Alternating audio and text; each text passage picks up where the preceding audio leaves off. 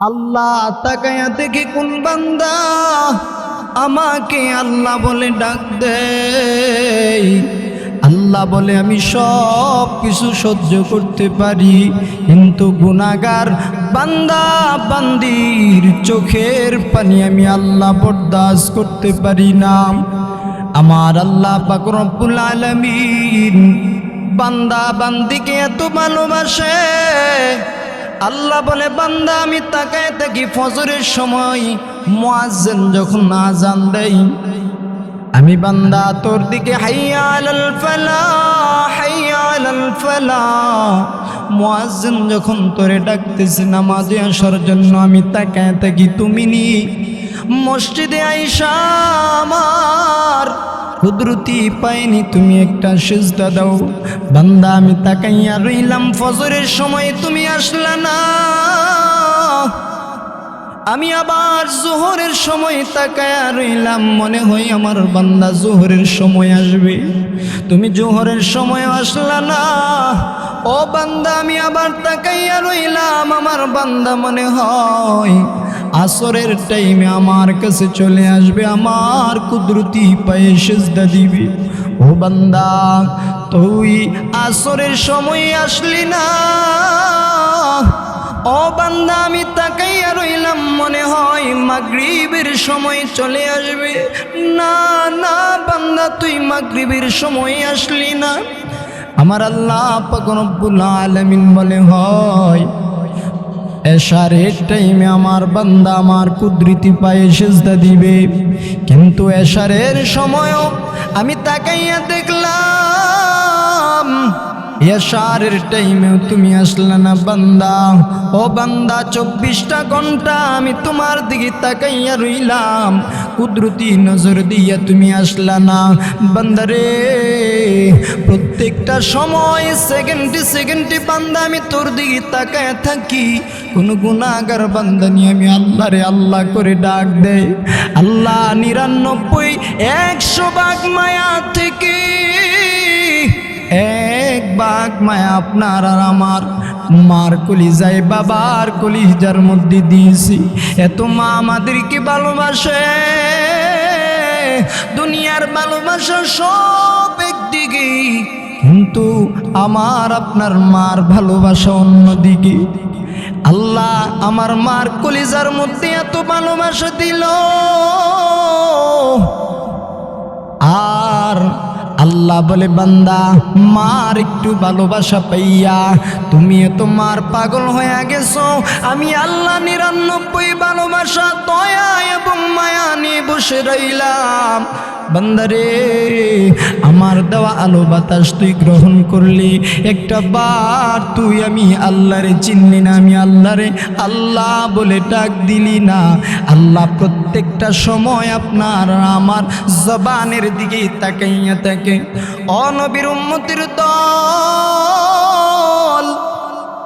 গুনাহগার বান্দা তুমি ইহুদি খ্রিস্টান, তোমার দিকেও তো আমার আল্লাহ তাকায় আছে। বান্দানি কোন সময় আমাকে আল্লাহ বলে ডাক দেয়। এক হিন্দু লোক 40টা বছর ইয়া সনাম মূর্তির সামনে বসে সনাম সনাম বলে ডাকে। হঠাৎ শুনলো তার মেয়ের পেটের ব্যথা, মেয়েটা চিল্লা চিল্লি করে। তার ভগবানের কাছে এসে বলতেছি ইয়া সনাম, এমন ভাবে ডাকতেছে ইয়া সনাম 40 বছর ডাকলো মূর্তির সামনে, দেব দেবীর সামনে বসে। মেয়ের পেটের ব্যথা ভালো হয় না,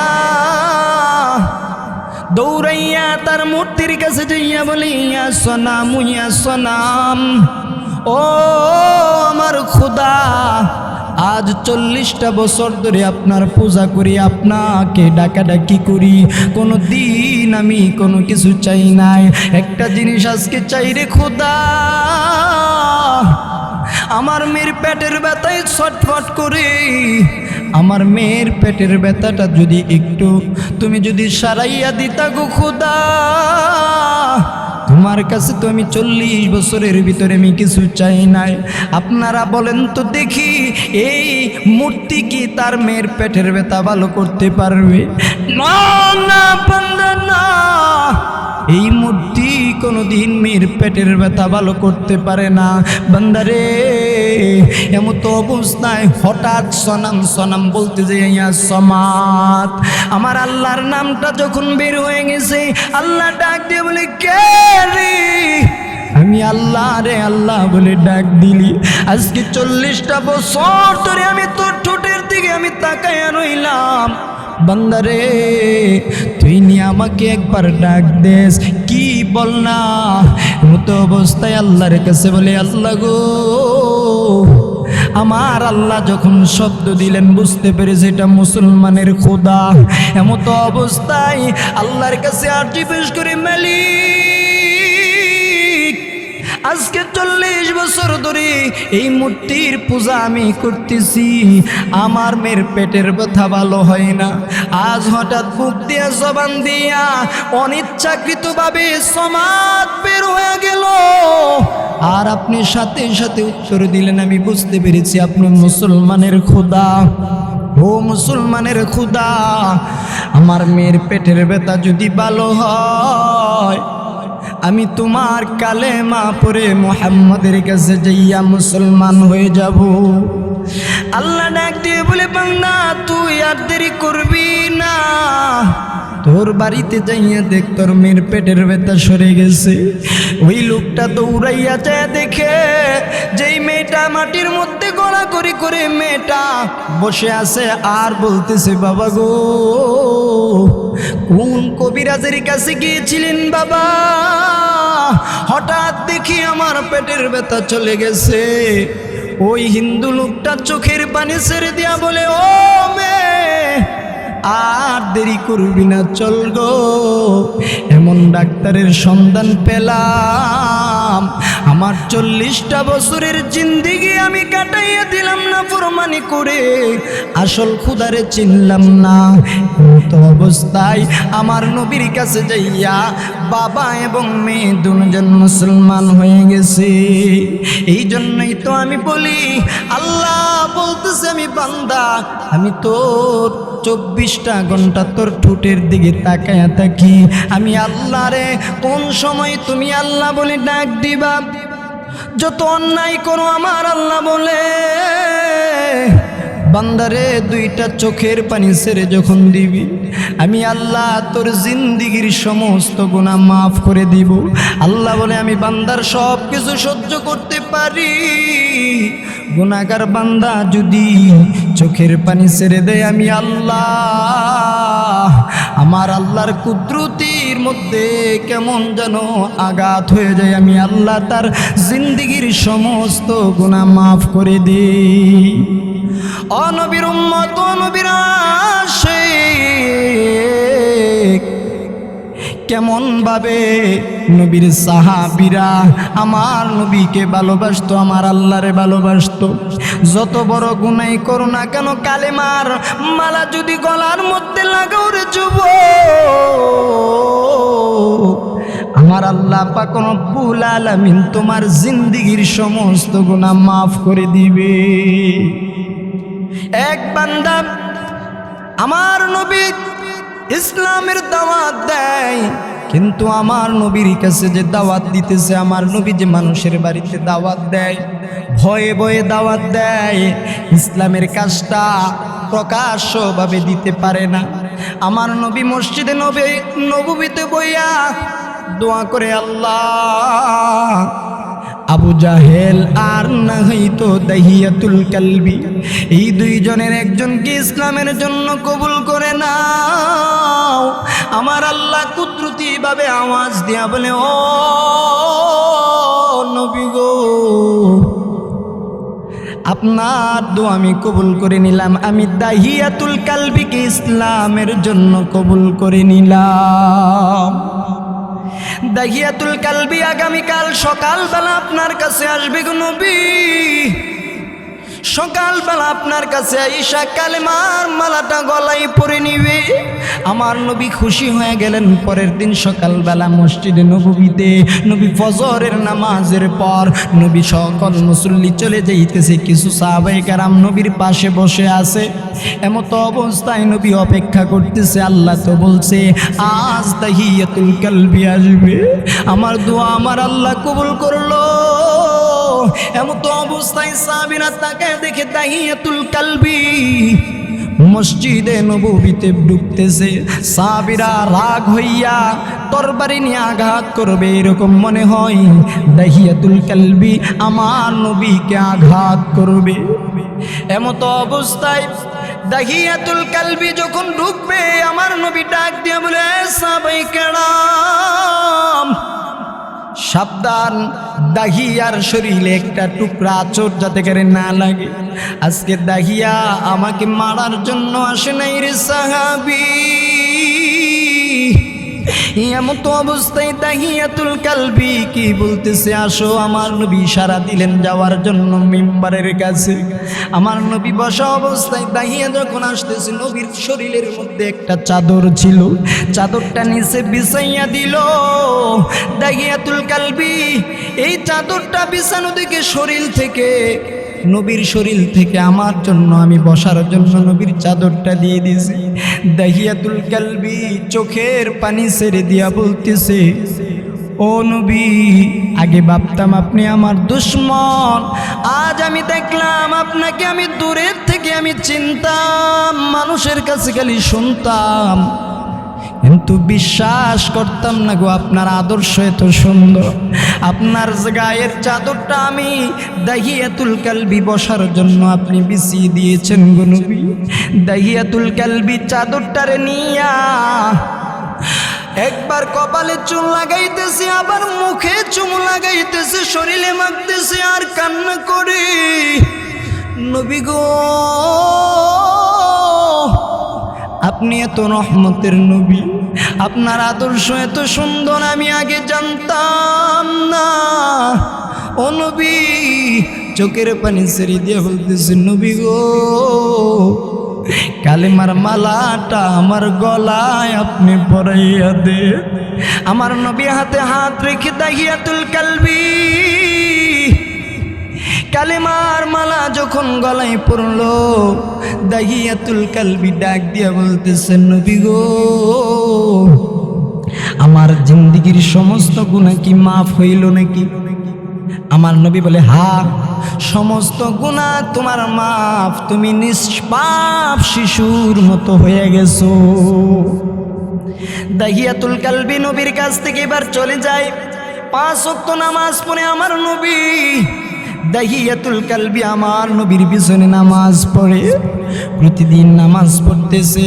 হঠাৎ তাকাইয়া দেখে সাহাবায়ে কেরামরা রাত্র গভীর, এমত অবস্থায় দাহিয়াতুল কালবি অঝর তারাই কান্নাকাটি করতেছে অন্ধকারের ভিতরে। সাহাবায়ে কেরামরা বলতেছে, কে গো অন্ধকার ভিতরে মসজিদে নববীর কর্নারে কান্নাকাটি করতেছে? এমত অবস্থায় দেখে দাহিয়াতুল কালবি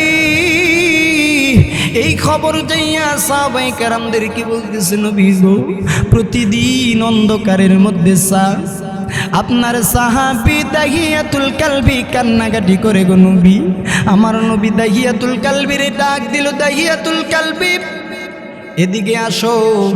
দাহিয়াতুল কালবি যখন আসলো জিজ্ঞাসা করলো, কি ব্যাপার, তুমি এমনভাবে কেন কান্নাকাটি করো? আমার নবী যখন বলছে, দাহিয়ারে কেন তুমি কান্নাকাটি করো, কি কারণ? দাহিয়াতুল কালবির কান্না আরো বেড়ে গেল। আমার নবী দাহিয়ার কান্না দেখে আমার নবীও চোখের পানি ধরে রাখতে পারলো না, আমার নবীও কেঁদে দিল আর বলে, দাহিয়ারে কেন তুমি এইরকম ভাবে কান্নাকাটি করো, কি হয়েছে বলো না? দাহিয়াতুল কালবি চোখের পানি ছেড়ে দিয়া বলে, ও পয়গম্বর, আমার ভিতরে লাগে আমার সমস্ত গুনাহ আমার আল্লাহ মাফ করে দিয়েছে, কিন্তু গো নবী আমি জীবনে এমন একটা গুনাহ করেছি আমার মনে হয় এই গুনাহ আমার আল্লাহ মাফ করে নেয়। আমার নবী ডাক দিয়া বলে, দাইয়া রে কি গুনাহ এবার বলো না আমার কাছে, কি গুনাহ করেছো, এত বড় কি গুনাহ যেটা তোমার কাছে বারবার তোমাকে কাঁদায়। দাহিয়াতুল কালবি ডাক দিয়া বলে, নবী গো, আমি যে শহরে থাকি, বড় বড় শহর, কেউ যদি কন্যা সন্তান জন্ম দেয়, মানুষ তাকে থুতু দেয়, নিক্ষেপ করে, তাকে হিয়াপূর্ণতা দেখায়।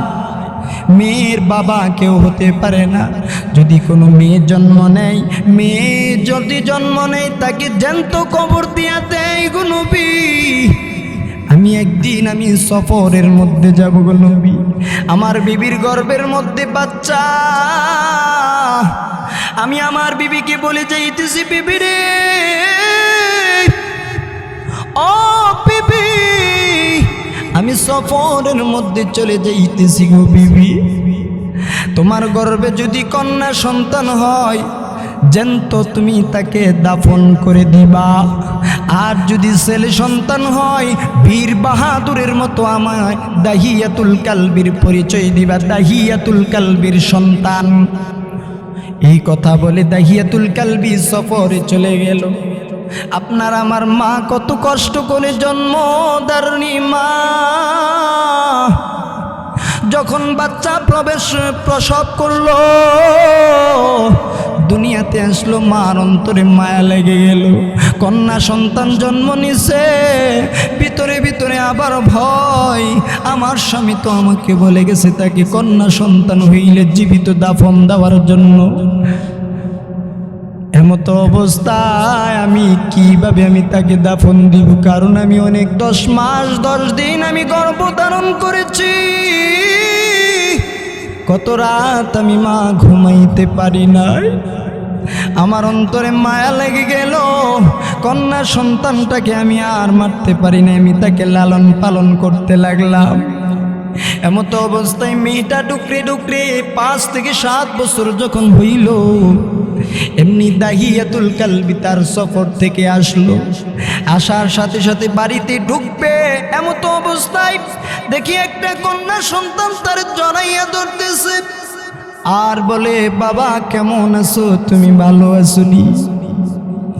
দাহিয়াতুল কালবি কথা বললেন না, মেয়েটার কথা জিজ্ঞাসা করল, ও বিবি আমার, এই কন্যা সন্তানটা কার? দাহিয়াতুল কালবি কে বলতেছে, স্বামী গো,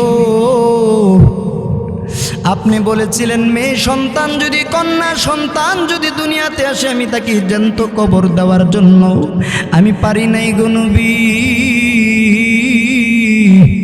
দাহিয়াতুল কালবিকে বলতেছে, ও স্বামী, আমি জ্যান্ত কবর দিতে পারি নাই, কারণ আমি মা, এত কষ্ট করেছি,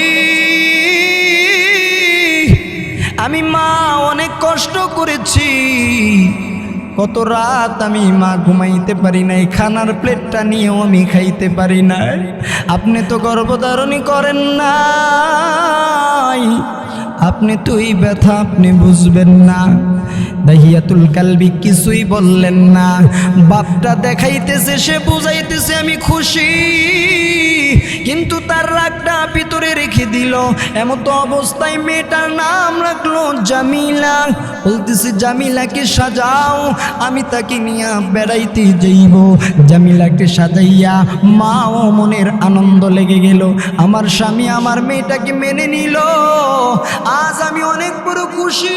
আজকে 7টা বছর ধরে আমি অশান্তির আগুনে জ্বলছিলাম, আর ভাবতাম আমার স্বামী আয়েশা আমার সাথে অনেক রাগারাগি করবে, কিন্তু না না না, আমার স্বামী আমার সন্তানের পরিচয় দিবে, মনে আনন্দ। কিন্তু দাহিয়াতুল কালবির অন্তরের খবর তো মা জানে না। দাহিয়াতুল কালবি বলে, জামিলারে সাজাইয়া আমার সাথে দিয়ে দাও, আমি জামিলাকে নিয়ে আমি বেড়াইতে যাব বন্ধুর বাড়িতে। এইরকম একটা কিছু বলে মেয়েটাকে সাজাইয়া যখন নিয়ে যাবে, মেয়েটা বাবার একবার কপালে চুমু খায়, আবার গালে চুমু খায়, আর বলে, বাবা গো, আজ কতদিন জীবনের প্রথমবার আপনাকে দেখলাম বাবা গো।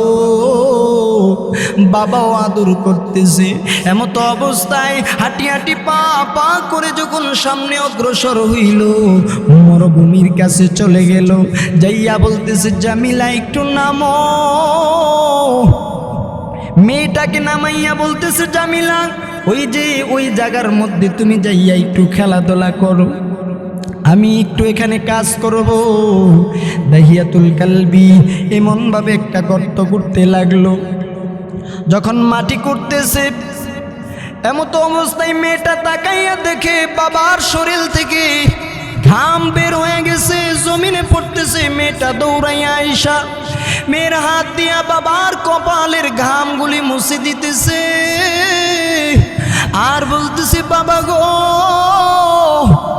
এই জায়গার মধ্যে বাবা কি করবা তুমি? ও বাবা তুমি এই জায়গার মধ্যে কি করবা? জামিলা একটু পরে দেখতে পারবা। মেয়েটাকে আবার পাঠাইয়া দিল খেলাধুলা করার জন্য।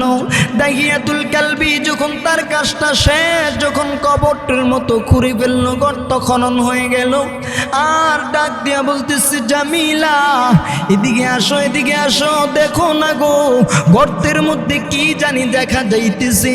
জামিলা এমনিতেই দৌড়ে বলতেছি বাবা বাবা কি গো, গর্তের মধ্যে কি দেখা যায় গো বাবা? এমতো অবস্থায় মেয়েটাকে যখন কাছে আসলো, বাবা কি কিছুই তো দেখা যায় না। ইয়া রাসূলুল্লাহ ইয়া হাবিবাল্লাহ নবী গো, মেয়েটা আমার কাছে যখন আসলো আমি মেয়েটারে ধাক্কা মারলাম, গর্তের মধ্যে পড়ে গেছে। আমি দাহিয়াতুল কালবির অন্তরে একটু মায়া আমার একটু হইল না গো নবী। মেয়েটারে ধাক্কা দিয়ে ফেলে দিয়া এমন ভাবে আমি মাটি চাপা দিতে লাগলাম। মেয়েটা ডাক দিয়ে কই বাবা গো, শুনতাম মায়ের কাছে তুমি নাকি কন্যা সন্তান জন্ম হইলে তুমি বাবা খুশি না। বাবা গো, মা দেখতাম ডুকরে ডুকরে কান্নাকাটি করতো। আমি জিজ্ঞাসা করলাম মা আপনি কেন কান্নাকাটি করতে?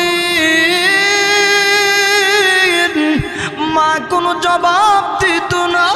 আমি বুঝতে পারলাম যখন আমার বুঝ হইল গো বাবা,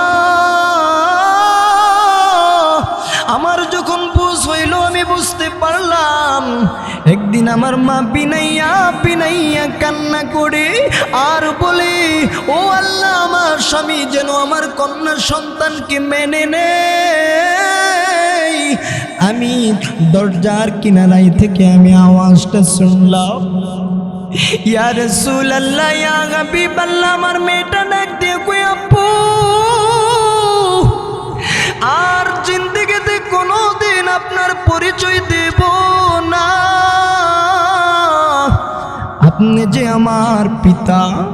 এমতো অবস্থায় বারবার যখন মেয়েটা ডাক দিয়ে বলে আব্বু আমার জানটা আপনার কাছে ভিক্ষা চাই গো বাবা। ইয়া রাসূলুল্লাহ ইয়া হাবিবাল্লাহ নবী গো, আমি পাষাণ হয়ে গিয়েছিলাম, আমি দাহিয়াতুল কালবির। এরপরে আমার অন্তরে একটু মায়া জন্ম হইল না গো নবী। আমার মেয়েটা চিল্লায়, আমি পাথর চাপা দিতে লাগলাম। মেয়েটা বলে বাবা আমার জানটা ভিক্ষা দেন গো বাবা। জীবনে কোনো দিন আপনারে বাবা বলে ডাকবো না। আপনি যে আমার বাবা দাহিয়াতুল কালবি, কারো কাছে পরিচয় দেব না। আমি কোনোদিন আপনার পরিচয় দিব না, এমনকি এই শহরেও আমি জামিলা থাকবো না। বাবা গো আমাকে আপনি মাফ করে দেন। কোনো দিন আপনাকে, আপনি যে দাহিয়াতুল কালবি আমার পিতা, আমি আপনার নামটা উচ্চারণ করব না গো মার কাছে। আপনি যাইয়া বলেন আমি কোনো দিন আর এই শহরে থাকবো না। আমার মা আমারে অনেক আদর করে লালন পালন করেছে। আমার মা যদি জানে আমি দুনিয়া থেকে চলে গেছি, আমার মা অনেক কান্নাকাটি করবে, বাবা গো জানটা একটু ভিক্ষা দেন। কিন্তু না না নবী গো, আমার অন্তরের মধ্যে কোনো মায়া আসলো না। এমতো অবস্থায় আমার মেয়েটার যখন কোনো মায়া আসলো না, আমার অন্তরে কোনো মায়া নাই মেয়ের জন্য, লাস্ট যে আমি একটা পাথর তাকে মারছিলাম, তার মাথার মধ্যে যখন পড়লো, নবী গো আমি দেখতে পাইলাম মেয়েটা একটা চক্কর দিয়া যেন দুনিয়া থেকে বিদায় হয়ে গেল। বাবা বলে এমন একটা চিৎকার দিল গো নবী, বাবার চিৎকারে এই শেষ আওয়াজটা আমার কানের মধ্যে যখন আওয়াজ হইল, ইয়া হাবিবাল্লাহ নবী গো,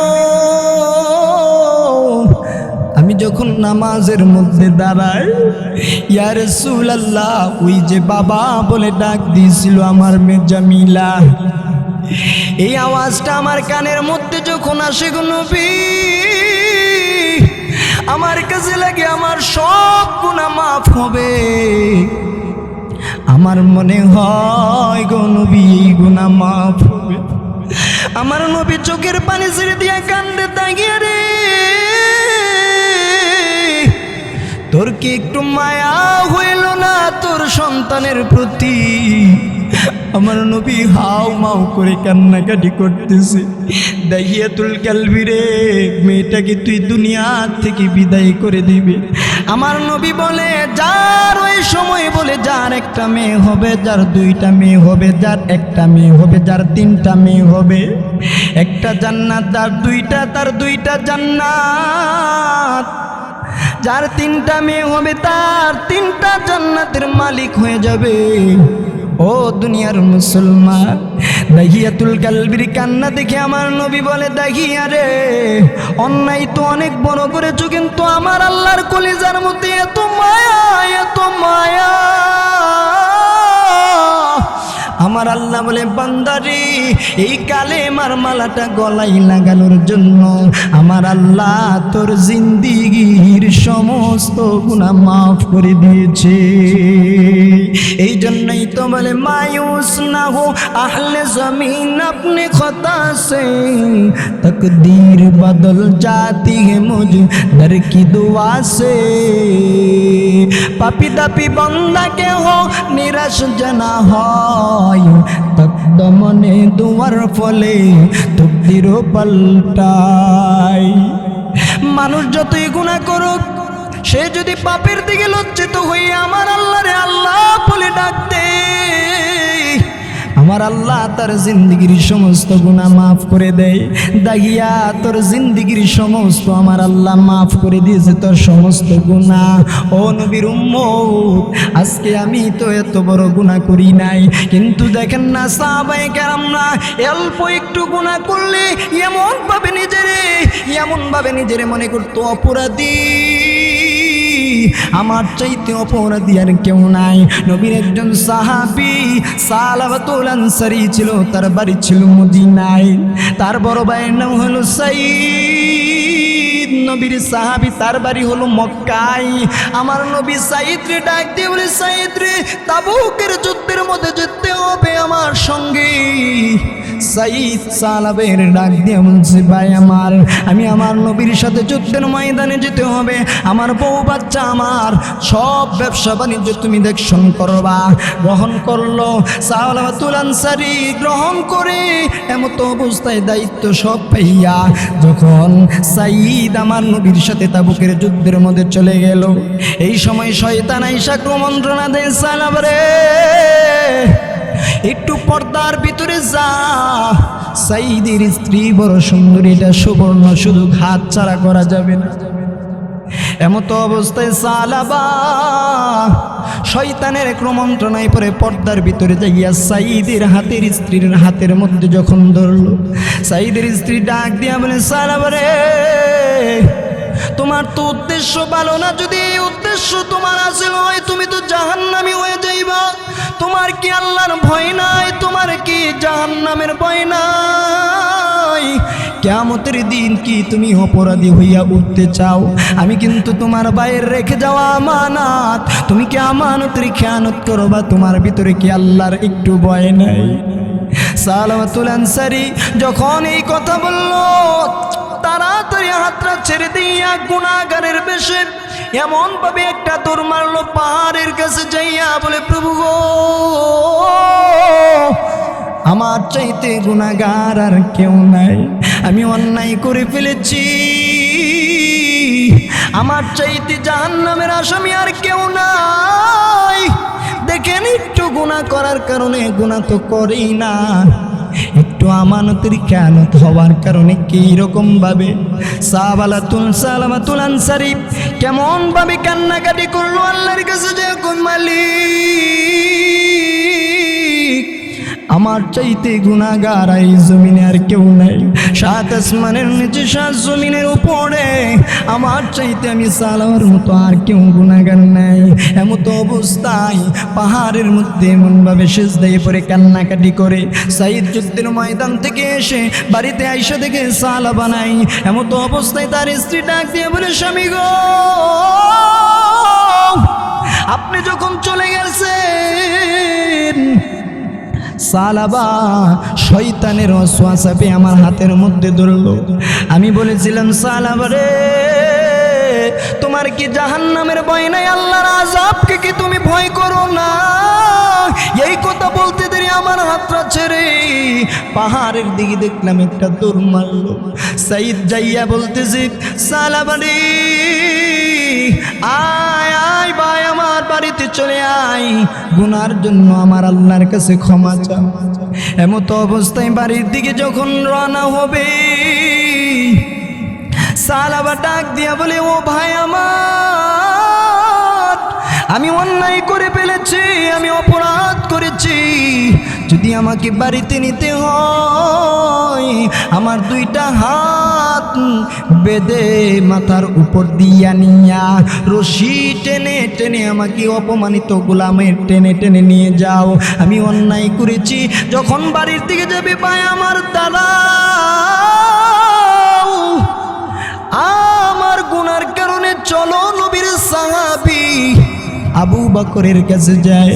আমার এই যে আমানতের খেয়ানত করলাম, আবু বকর নিয়ে আমার জিন্দগির সমস্ত গুনাহ মাফ করে আবু বকরের কাছে যাইয়া বলবো, আল্লাহর কাছে দোয়া করার জন্য, আমি সালাবার জন্য। এমতো অবস্থায় রশি দিয়া এবং তার মেয়ে খামসানা, এরা দুইজন টেনে টেনে অপমানিত গোলামের নেই টেনে টেনে যখন হযরত আবু বকরের বাড়িতে গেল, আবু বকর বাড়িতে আসো কি? আবু বকর যখন আসলো বলতেছে, কি ব্যাপার সালাবা? সালাবা ডাক দিয়ে বলতেছে, নবীর সাহাবী, আমি অন্যায় করে ফেলেছি, অপরাধ করে ফেলেছি। সব কথা যখন খুলে বলল, আবু বকর কি বলতেছে, কি আল্লাহ কি আমার এই গুনার কারণে, আমানতের খেয়ানতের কারণে আল্লাহ আমারে মাফ দিবনি? আবু বকর বলো না। আবু বকর বলে, সালাবারে মাফ দেওয়া না দেওয়া এটা আল্লাহর ব্যাপার, আমি আবু বকর জানি না, তুমি আমার বাড়ির থেকে বের হয়ে যাও। আবু বকর তারাইয়া দিল। এবার ডাক দিয়া বলতেছে, ভাই সাইদ রে, আমারে একটু উমরের বাড়িতে নিয়ে যাও না। আবার তাকে টেনে টেনে উমরের বাড়িতে নিল। উমর যখন বাড়ির ঘর থেকে বের হইল, সালাবা ডাক দিয়ে কই, ও ভাই উমর, আমি এরকম ভাবে আমানতের খেয়ানত করেছি, আল্লাহ কি আমাকে মাফ দিবেনি? এমত অবস্থায় উমর ডাক দিয়া বলতেছে, মাফ দেওয়া না দেওয়া এটা আল্লাহর ব্যাপার, আমি জানি না।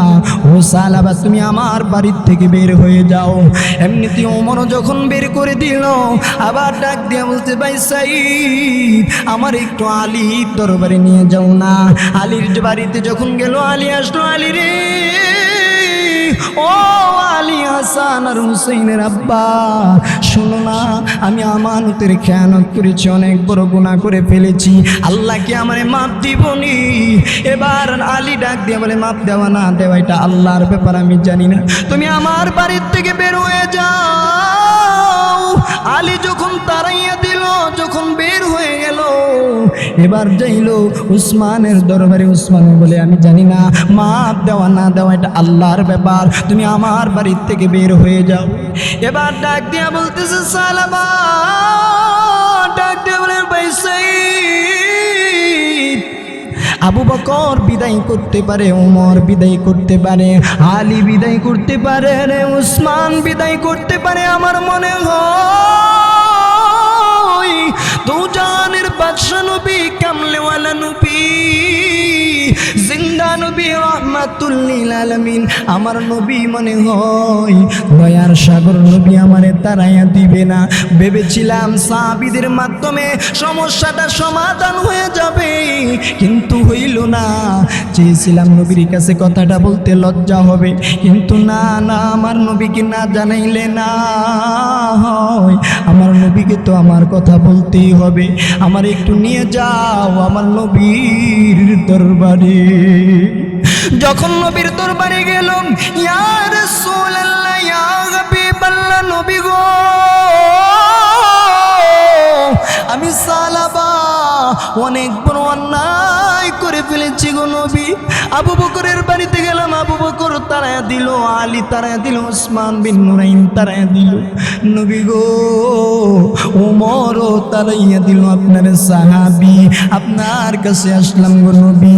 আপনার সাথে আমার ভাই সাইদ যুদ্ধের ময়দানে গিয়েছিল আপনার সঙ্গে, তার বউ বাচ্চা দেখভাল করার জন্য আমাকে দিয়ে গিয়েছিল, তার ব্যবসা বাণিজ্য দেখার জন্য। কিন্তু শয়তান আমাকে ওয়াসওয়াসা দেওয়ার কারণে আমি আমার সাইদ ভাইয়ের স্ত্রীর হাতের মধ্যে ধরেছিলাম। আমি অন্যায় করেছি। যখন জাহান্নামের কথা আমার স্মরণ হয়ে গেছে নবী গো, হাত ছেড়ে দিয়ে আমি কান্নাকাটি করতেছি। ভেবেছিলাম সাহাবীদের মাধ্যমে আমার সমস্যার সমাধান হইবে, আপনাকে না জানাইলে চলবে, কিন্তু আমাকে সবাই তাড়াইয়া দিল গো নবী। আমি আসছি আপনার দরবারে, নবী গো, দয়া করে মায়া করে আমার জিন্দগির সমস্ত গুনাহগুলি মাফ করে দিন। আল্লাহ কি আমারে মাফ দিবনি? আমার নবী রাগান্বিত হইয়া বলতেছে, তুমি আমানতের খেয়ানত করেছো ও সালাবা, তোমার ক্ষমা আমি করতে পারি না। আল্লাহ মাফ দিব কি দিবে না আমি জানি না। তুমি আমি মুহাম্মদের বাড়ি থেকে তাড়াতাড়ি বের হয়ে যাও। এবারে সালাবা আমার নবীর বাড়ির থেকে যখন বের হইল, টেনে টেনে যখন খামসানা নিয়ে যাইতেছে বার বাইসাই, এবার ডাক দিয়া বলতেছে, রে খামসানা, ডাক দিয়া বলছে, বাবা, সকলেই আপনার এই কাজ করার কারণে, এই গুনাহ করার কারণে সাহাবীরা বেজার হয়ে গেছে। আল্লাহর নবী পর্যন্ত আপনার প্রতি বেজার হয়ে গেছে। যতদিন পর্যন্ত নবীর সাহাবীরা আপনার প্রতি রাজি খুশি না হবে, আমার নবী রাজি খুশি না হবে, ততদিন পর্যন্ত আল্লাহকেও যদি আপনি রাজি খুশি করতে না পারেন, আমি খামসানা বলতেছি, আপনাকেও আমি কোনো দিন আব্বা বলে স্বীকার করব না। মেয়েটাও শেষ পর্যন্ত চলে গেল। সাইদ রে, রশি ছেড়ে দে, আমার মতো গুনাহগার আর কেউ নাই। দৌড়াইয়া আবার চলে গেল পাহাড়ের কাছে, এমনভাবে কান্নাকাটি করতেছে গুনার দিকে লজ্জিত হইয়া। এমত অবস্থায় জিবরাইল আমার নবীর কাছে আয়াত নিয়ে আসলো। আল্লাহ আয়াত নাজিল করে দিল। জিবরাইল আইসা বলতেছে, নবী গো, সাহাবালা কি আপনার কাছে আসছিল নাকি? বলে হ্যাঁ। আল্লাহ জিজ্ঞাসা করতেছে, আল্লাহ যদি কোনো মাখলুককে, যদি কোনো গুনাহগার বান্দাকে মাফ করে দেয়, আপনার কি কোনো সমস্যা আসেনি? বলে না না না, আল্লাহ যদি কাউকে মাফ করে দেয়, আমার তো এটার মধ্যে কোনো নাক গলানোর কিছুই নাই। বলতেছে, আল্লাহ জিজ্ঞাসা করলো সকল মাখলুকাতের মালিককে। নবী বলে, আল্লাহ মাখলুকাতকে যদি মাফ করে দেয়, আপনার কোনো আসে যায় কি না? নবী বলে, না না। আল্লাহ বলতেছে, সালাবারে কেন বিদায় করে দিয়েছেন? আল্লাহ বলতেছে, সালাবার কান্না আমার আল্লাহ এমন ভাবে কবুল করেছে, তার তওবাকে এমন ভাবে কবুল করেছে, তাওবাতান নাসুহা। আমার আল্লাহ সালাবার জিন্দেগির সমস্ত গুনাহ আমার আল্লাহ মাফ করে দিয়েছে। জিবরাইল যখন আয়াত নিয়ে আসলো, আয়াত জানিয়ে চলে গেল। আমার নবী সাহাবীদেরকে ডাক দিয়ে বলতে, সাহাবীরা রে, কে আছো? আবু বকর দাঁড়াও, উসমান দাঁড়াও, আলী দাঁড়াও। এই চারজন। আরেকজন বলে নবী গো, সালমান ফার্সিও দাঁড়াইলো। এই চারজন সাহাবা কোথায় আছে? তাড়াতাড়ি সাহাবাকে আমার কাছে নিয়ে আসো।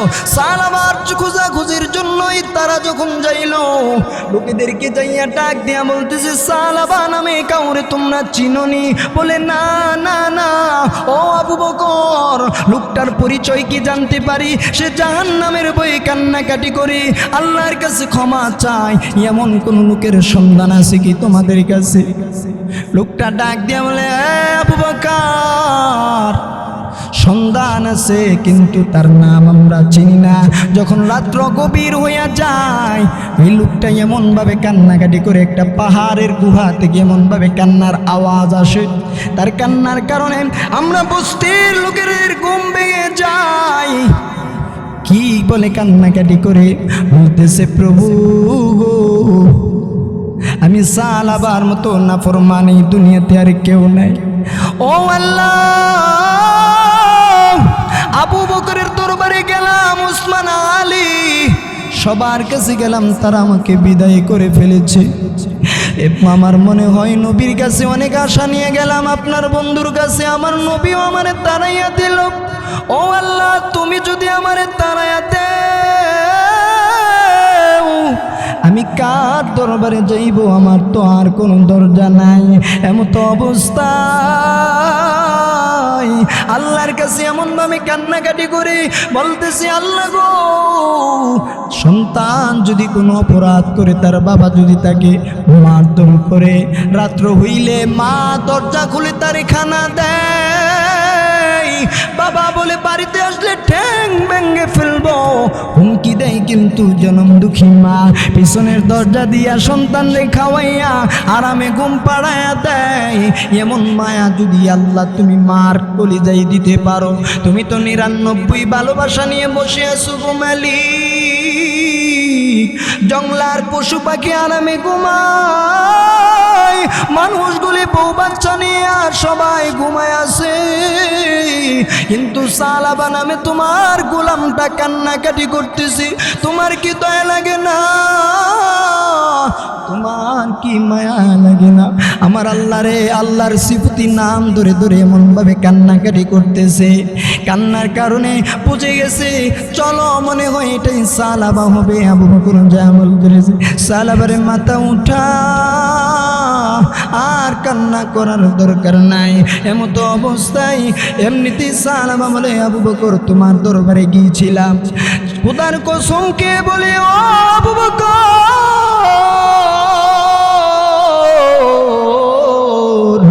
তোমার দরবারে গিয়েছিলাম, আমারে তাড়াইয়া দিয়েছো। যতক্ষণ পর্যন্ত আমার আল্লাহ আমারে ক্ষমা না করবে, আমি সাহাবার মুখ আমি মদিনার মধ্যে দেখাবো না। আবু বকর ডাক দিয়ে বলে, সাহাবারে আয় আয়, আমার নবী পাঠাইছে আমাদেরকে। আল্লাহ বলেছে, তোর জিন্দেগির তামাম জিন্দেগির সমস্ত গুনাহ আমার আল্লাহ তোর মাফ করে দিয়েছে। এবার তারা 5 জন সাহাবী চলে আসলো। এমনিতেই শোনা যায়, এমনিতেই বেলাল মসজিদে নববীতে আজান দিতেছে, ফজরের নামাজ হয়ে যাবে। নবী ইমামতির মধ্যে দাঁড়িয়ে গেলেন। আল্লাহর নবী যখন তেলাওয়াত শুরু করতে লাগলো, আলহাকুমুত তাকাসুর, এমনিতেই শুনে একটা বিকট একটা শব্দ, সাহাবীরা কাঁপতে শুরু করলো। হাত্তা জুরতুমুল মাকাবির, এই আয়াত যখন আবার পড়লো, এমন আরেকটা বিকট শব্দ হইল। সাহাবায়ে কেরামদের শরীরের মধ্যে কম্পন সৃষ্টি হয়ে গেল। নবীজি সালাম শেষ কইরা এমনিতেই তাকায় বলে, কি রে এত বিকট শব্দ করলো? এমত অবস্থায় সাহাবীরা ডাক দিয়ে কই, নবী গো,